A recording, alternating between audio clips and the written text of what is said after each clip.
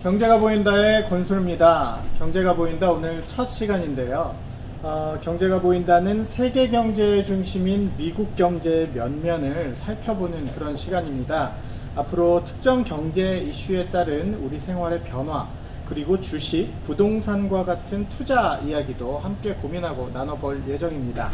시청자 여러분의 많은 관심 부탁드리겠습니다. 오늘부터 저와 함께 프로그램을 이끌어갈 두 분 전문가 모셨습니다.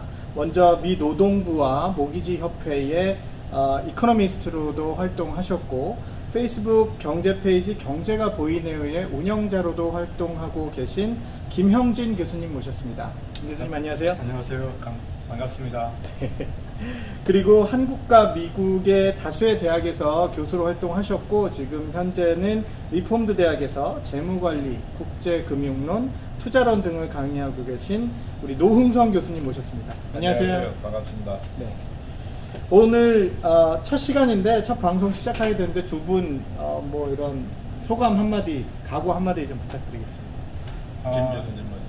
네, 일단 온라인으로 이렇게 뵀던 우리 분들을 또 이렇게 방송으로 뵐 수 있어서 진심으로 반갑고요. 이런 기회를 준 우리 권차장한테도 고맙고 네. 그 다음에 또 즐겁고 재미있는 그런 유익된 시간들이 됐으면 좋겠습니다. 네, 감사합니다. 우리 노 교수님도. 예, 최첨단의 금융 시스템을 가지고 세계 경제 기관차 역할을 하는 이 미국 경제를 느끼면서 그 분석하고 이렇게 전파할 수 있게 돼서 매우 기쁘게 생각합니다. 이런 기회를 주신 중앙일보에 감사합니다. 네, 감사합니다. 중앙일보에 또 이렇게 감사의 말씀을 전해주셔서 감사드리고요. 첫 번째 주제부터 한번 이야기를 나눠보겠습니다. 최근에 그 주식 시장이 다 아시겠지만 등락을 굉장히 오가는 상황입니다. 아시겠지만 인플레이션 우려, 기준금리 인상 가능성 등 그 여러 가지 요인들이 시장에 이렇게 영향을 미쳤어요. 또 트럼프 대통령이 지난 8일 관세 행정명령에도 서명을 했습니다. 뭐 여러 요인들이 시장에 영향을 미치고 있는데 김 교수님 최근 이슈들에 따른 시장 변화 한번 설명해 주시죠. 네, 1월 달까지만 해도 굉장히 그 미국 경제나 세계 경제 굉장히 긍정적이었죠. 그래서 주식 시장이 자그마치 한 달 1월 달만 네네. 거의 한 5, 6% 상승했었는데 네. 지금은 이제 거의 그것을 다 이제 말아먹었다라는 말씀을 저기 하지만 네. 지금 그런 상황이고 지금 이제 그런 그러니까는 지금 굉장히 이제 주식시장에 그 우려가 지금 덮어 있는 상황인데 네. 일단은 인플레이션의 그 염려로 인해서 연준이 이제 금리 인상을 좀 더 그 매파적으로 할 것 같다라는 네. 우려가 이제 시장을 덮은 게 첫 번째 원인이고 네, 두 네, 번째는 네. 이제 또 우리 트럼프 대통령이 그 철강과 알루미늄에 대해서 관세 관세를 부과. 부과하는 네. 것이 이제 두 번째로 이제 그것이 이제 두 번째 원인이라고 저는 생각을 하고 있습니다. 근데 사실은 지금 금융 정책은 이제 연준이 소위 노멀라이제이션 정상화를 하고 있는 상황이라는 것을 정상화되고 있는 상황이다. 네. 그를 잊지 마셔야 되는데 지난 금융위기 이후로 어떻게 보면 경제 성장하고는 상관없이 주식시장이 상승을 해왔어요. 네. 금융위기 최저 있을 때보다 지금 S&P 500은 지금 한 4배 정도 지금 성장했거든요. 네. 근데 그 이유가 사실은 저금리와 양적 완화로 인해서 생긴 풍부한 유동성으로 인해서 네. 이제 증시가 올라간 거죠. 네. 또 지금 이제 그동안에 그 미국 기업들은 자사주 매입을 네. 거의 한 5.1 트릴리언 달러를 해왔거든요. 네. 엄청난 액수죠. 네. 그리고 올해만 또 감세로 인해서 생긴 그 자금으로 인해서 한 800 빌리언 달러 정도 지금 자사주 매입하려고 지금 계획을 하고 있는데 그렇게 되면 아무래도 아웃스탠딩 된 시어가 줄어들게 됨으로 인해서 소위 말해서 어닝 퍼 시어가 자연적으로 이제 올라가게 되죠. 노 교수님은 어떻게 보셨어요? 네, 저도 김 교수님 말씀하신 것처럼 지금 미국 주시장의 그 유동성 장세다라는 네. 데에서 저도 전적으로 동감을 하고 있습니다. 네. 지금 그로 인해서 뭐 실물 경제가 좀 올라온 것도 있지만은 그래서 이 주식시장의 주가를 많이 띄워놓은 것도 사실입니다. 그래서 지금 현재 월가에서는 이 유동성 장세가 빨리 마감이 되는 게 아니냐. 네. 그러면 일반적으로 주가는 떨어질 수밖에 없고 그에 대해서 바짝 그 경계를 하고 그 금리 정책에 대해서 아주 예민하게 그 예상까지 하면서 반응을 하는 그런 모습을 지금 보이고 있는 게 사실입니다. 네. 우리가 이것을 조금 구체적으로 통화량 측면에서 보면 말이죠. 네. 2008년 글로벌 금융위기가 본격적으로 시작된 그때에 비해서 지금 보는 통화량이 약 4.6배 4.6 이 정도 배. 풀려 있는 상태입니다. 네. 이것이 상당히 인플레이션에 많이 주는 통화량들이거든요. 네. 그런데다가 이제 뭐 1월 달에 임금 인상률이 1년 전보다 2.9% 올랐다. 뭐 이런 얘기. 네. 그다음에 트럼프 정권이 지난 연말에 법인세 감산을 시키지 네. 않았습니까? 세제 개편 예. 통해서 그러다 법인세 보면 당연히 감세. 또 이제 네. 연방 정부는 빚이 많아질 테고 아무래도 재무성 증권을 더 많이 발행할 수밖에 없고 네, 네, 네. 더 많은 채권을 팔아넘기려면 어떡하겠습니까?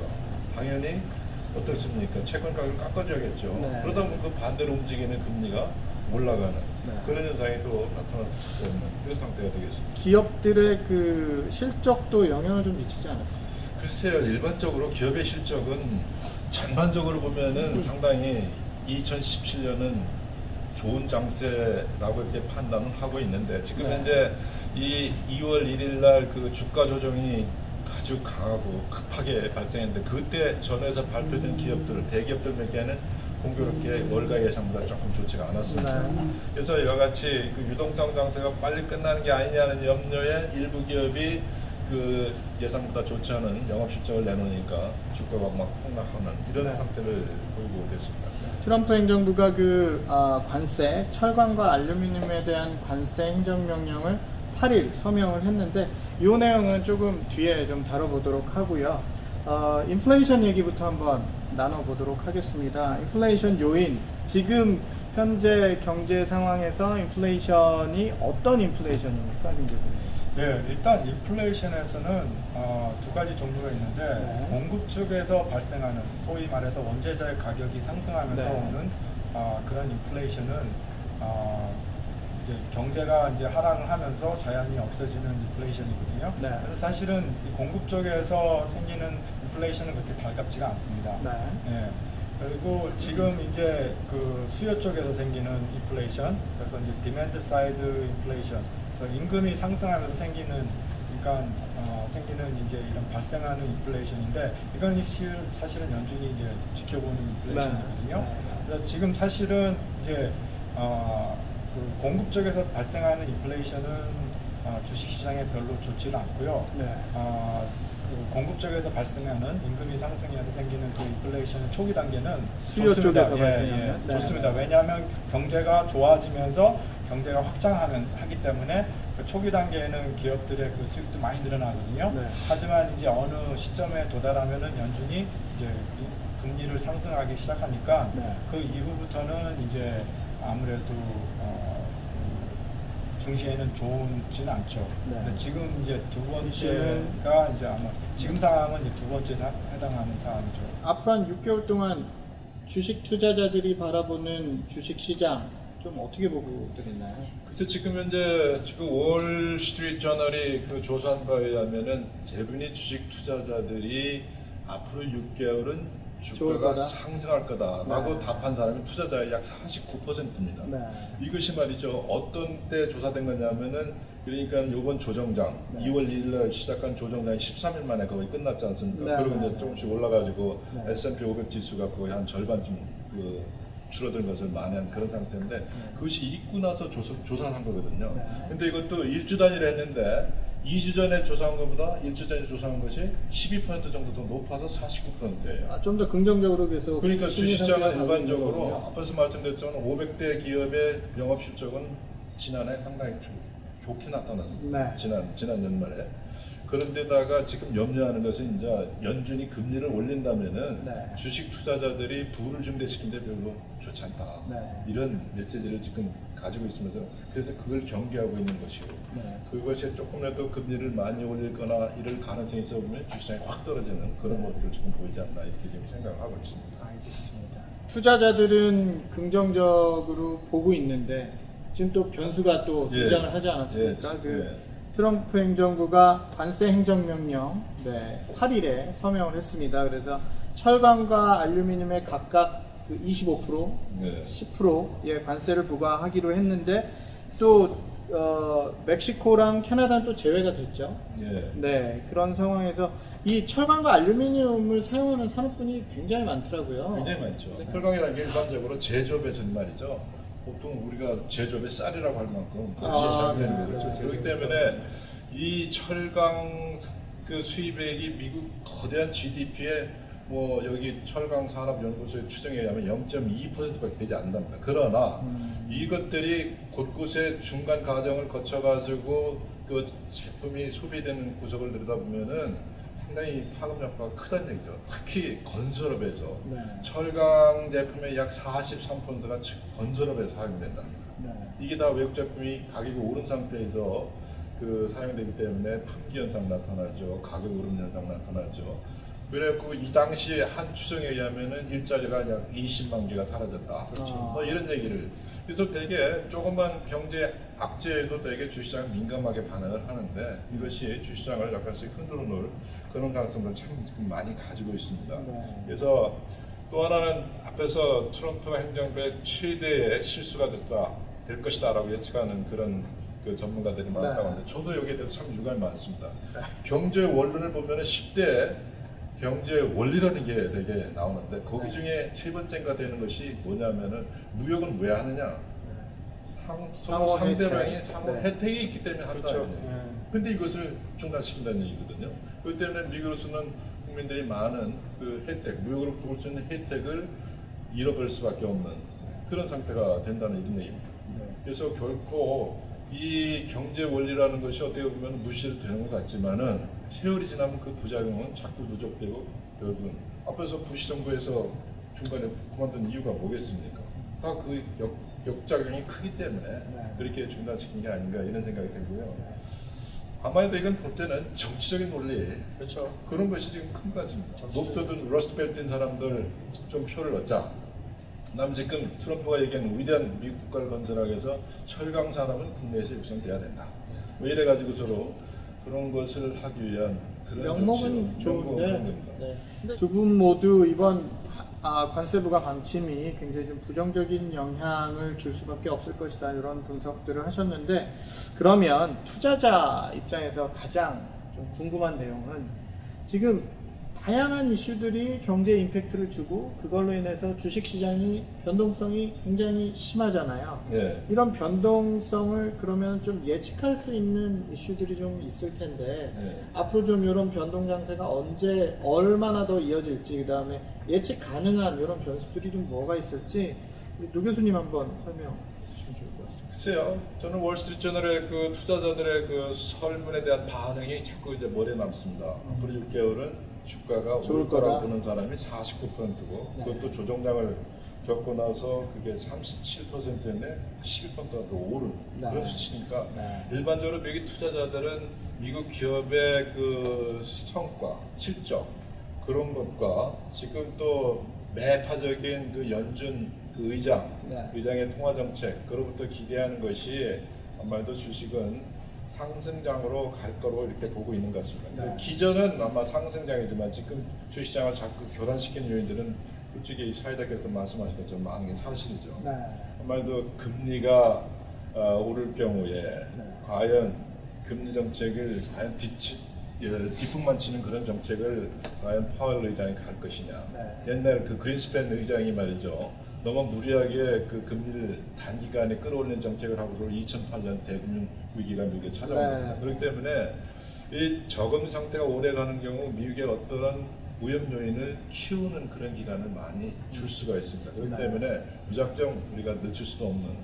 그래서 금리는 분명히 올리기는 올리는데 그것은 투자자들한테는 상당히 유동성 장사가 끝난다는 얘기니까 점점 네. 그에 대한 불안감을 가지고 있는 거고. 네.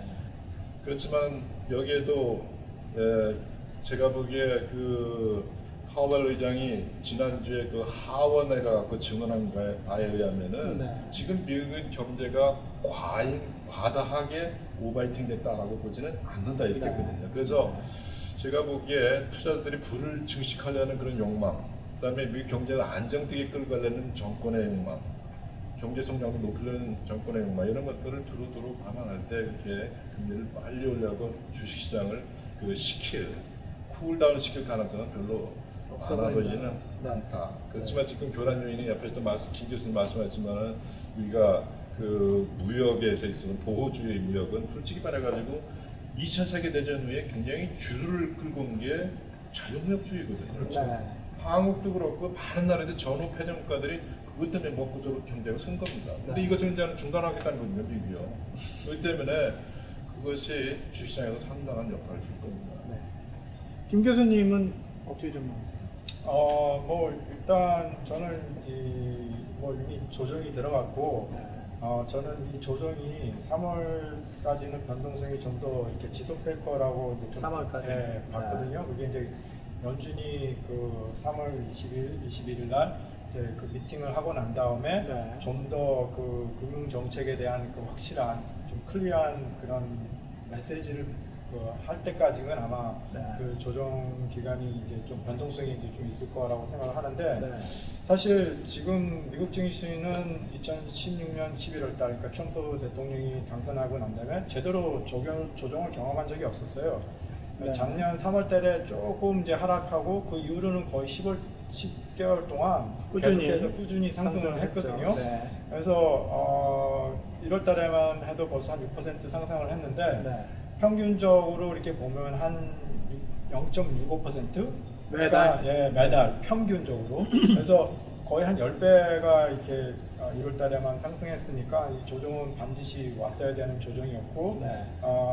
그리고 이제 항상 제가 이렇게 분석한 차트를 보면, 이 지속적으로 상승하면 반드시 어떤 그런 조정 조정을 기간을 겪게 겪게 된다. 예. 네. 그리고 이제 이런 지금 이제 변동성이 높은 이유 중에 하나가 현재 주가가 역사적으로 사실은 좀 비쌉니다. 낮은 네. 예, 그렇죠. 낮은 금리와 네. 또 그걸로 인해서 비쌉니다. 그 대표적인 예로 보면 그 예일대학교의 그 로버트 실러 교수님, 네. 예, 그 노벨상을 받으신 분이 만드신 그 P 레이시오를 보면 32점이 좀 넘거든요. 32.83. 역사적인 평균, 예, 역사적인 평균으로 보면 한 16.8이에요. 그러니까 네. 거의 두 두 배가 배 되는 거예요. 그러니까 이 정도네요. 얘기를 보면 역사적으로 평균적으로 주식이 2배 비싸다. 이렇게 봐도 사실은 과언이 아니거든요. 네. 예. 그러면 음. 주식 가격이 이렇게 비싸다 음. 이런 것들 시장에서는 어떻게 바라봐야 되는 겁니까? 이게? 그러니까는 이제 비싼 그 이유가 아까도 말씀드린 것처럼, 그러니까 펀더멘탈에 의해서 네. 그 주식이 올라간 부분도 있지만 네. 자사주 매입이나 네, 그 네. 유동성으로 인해서 이제 올라간 부분이 아까 말씀드린 것처럼 자사주 매입으로 인해서 올라간 것이 40% 되잖아요. 네. 그러면 맞는 말이잖아요. 네. 네? 그러니까는 그 정도는 사실은 버블이 껴 있다고 봐도, 네. 그러니까 역사적인 평균으로 봐서. 그럼 이렇게 가격이 비싸면 음. 앞으로 계속 변동장이 어느 정도 이어지게 되면 이게 좀 취약하게 나타나지 않을까? 그렇죠. 네. 비싸니까 아무래도 이제 그런 조그만 충격이라도 이런 배드 뉴스가 나올 때마다 변동성이 심하고, 네. 그 다음에 제가 얼마 전에 읽었던 그 페이퍼를 보니까 거기에서도 이런 변동성이 계속 지속적으로 오게 되면 언젠가는 이게 크래쉬로 갈 수도 있고, 네. 그렇게 보는 지금 인베스터들이 있고 네. 투자자들도 있거든요. 크래쉬로 갈 수도 있고, 그것이 사실은 또 베어 마켓으로도 갈 수가 있는데, 네. 실질적으로 1987년도에 비슷한 사건이 있었잖아요. 네. 블랙 만데이라고. 네, 네. 네, 그러니까 이게 굉장히 하락했다가 다시 반등했다가 하락했다가 반등했다가, 그래서 네. 결국에는 연준에서 그때 그 그린스프렌이 어떤 완화적인 그 도비시한 정책을 했을 때 이제 다시 리커버리 한 것처럼, 네. 그러니까 지금 그런 시츄에이션들로 갈 수가 있는 거죠. 네. 근데 아무리 튼튼한 다리나 건물들도 지속적으로 계속해서 진동이 오게 되면 언젠가는 어느 순간에 금이 가기 시작하고 이렇게 콱 크래시가 될 수 있는 것처럼, 네. 그런 가능성도 사실은 뭐 전혀 저는 이렇게 부인할 수 없는 시츄에이션인 것 같아요. 근데 다른 점은 일단 아웃스탠딩, 그러니까는 자사주 매입해서 일단은 그 주식이 살 수 있는 주식이 많지 않다는 사실, 공급량이 그때보다 적다는 사실과, 네, 네, 네. 그 다음에 일단은 감세 정책으로 했기 때문에 네. 이런 관세나 좀 네게티브한 뉴스가 나오더라도 상쇄될 수 있다? 네. 뒷받침해 줄 수 있는 그런 펀더멘탈 경제는 괜찮아요. 네. 그거는 제가 좀 긍정적으로 보고 있습니다. 그러면 조만간 있을 그 FOMC 회의에서의 금리 인상 가능성이 굉장히 그 불확실성을 해소하는데 큰 분기점이 될 거다라는 생각이 드는데 이번에 인상을 할까요? 어떨까요? 그리고 올해 뭐 많은 분들이 4번 혹은 3번 정도로 인상의 정도를 이렇게 분석들을 하셨는데 두 분 교수님들께서는 어떻게 생각하신? 김 교수님 말씀해 주시죠. 네, 저는 사실 작년서부터 한 3번에서 4번의 금리 인상을 했는데 사실 작년 여름부터 인플레이션의 조짐을 좀 느낄 수가 있었어요. 네. 제가 여행을 하면서도 물가가 상당히 많이 올랐구나라는 것을 볼 수가 있었는데 그리고 노동시장도 굉장히 좋아졌거든요. 근데 이게 물가나 그 임금이 상승한 것이 지표에 잡히지 않았기 때문에 그거를 이제 몰랐었는데 그 이유가 임금이나 이런 물가 같은 경우는 시간이 이렇게 걸려요. 그러니까 바로바로 어떤 반영이 되는 게 반영이 되는 게 아니라 네. 그래서 시간이 걸리는데 이제 이것이 이제 지표에 잡히는 데까지 좀 시간이 걸립니다. 그래서 하지만 물가나 이런 임금이 한번 상승하거나 하락하기 시작하면 그런 방향으로 가고자 하는 그런 성향이 있거든요. 그래서 이제 연준이나 이제 중앙은행이 좀 선제적인 정책을 해야만이 이것을 효과적으로 볼 수가 있어요. 그래서 사실 경제 지표로는 3번이 타당하지만 아니 4번이 타당하지만 타당한데 연준이 이제 시장과 타협하고 함으로써 3번 할 거라고 좀 예측을 하거든요. 근데 이제 이번에 관세 조치로 인해서 혹시나 2번으로 할 수도 있지 않을까. 그래서 일단은 이번 3월 달에는 금리를 인상할 것으로 저는 보고 있습니다. 이번에는 금리를 인상할 걸로 보이고 3월 달에는 금리 인상하고 그 다음에 이제 추후를 관망하면서 이게 2번이 될 건지 3번이 될 건지는 이제 볼 것 같습니다. 노 교수님은 이번에 어떻게 될까요? 글쎄요. 그러면 저는 김 교수님하고 비슷한 생각을 가지고 있습니다. 3번이냐 4번이냐라는 문제를 놓고 얘기할 때는 올해는 아마 3번이 더 가깝지 않느냐. 그다음에 지금 이제 무역 분쟁이라는 것이 예상치 않은 시나리오로 전개된다면은 연준은 그것을 감안하지 않을 수가 없을 것이다. 그렇게 되면 아마 2회로 갈 수도 있지 않을까 이런 생각은 좀 2회까지도 갈 수 2회까지도 갈 수 있지 않을까. 그다음에 시장에서 그 2월 1일 날 이때부터 이제 폭락을 하기 시작했는데 거의 10% S&P 500 지수는 거의 10% 가까이 2주 만에 떨어지는 그런 사태가 벌어졌는데 이게 2월 1일이 무슨 날입니까? 이게 바로 파월 의장이 업무를 시작하는 그날입니다. 그러니까 월가에서 새로 신임 의장에게 보낸 메시지가 당신이 들어와 가지고 너무 조속히 금리를 올린다든가 이런 일이 벌어지면 우리 투자자들이 불을 증식시킨 데 도움이 안 되고 트럼프 정권이 원하는 그런 경제 성장의 안정된 고도 성장도 발생할 수 없으니 당신이 서투르게 금리 정책을 펴가지고 경기를 막지 말라. 일종의 메시지 어떤 메시지 같은 거라고 저는 생각합니다. 그 메시지를 분명히 그분이 받아들였을 거거든요. 그래서 그런 면에서 금리를 그렇게 4번씩 올릴 일은 별로 없을 테고 아마 3번이 가깝지 않을까 이런 생각이 듭니다.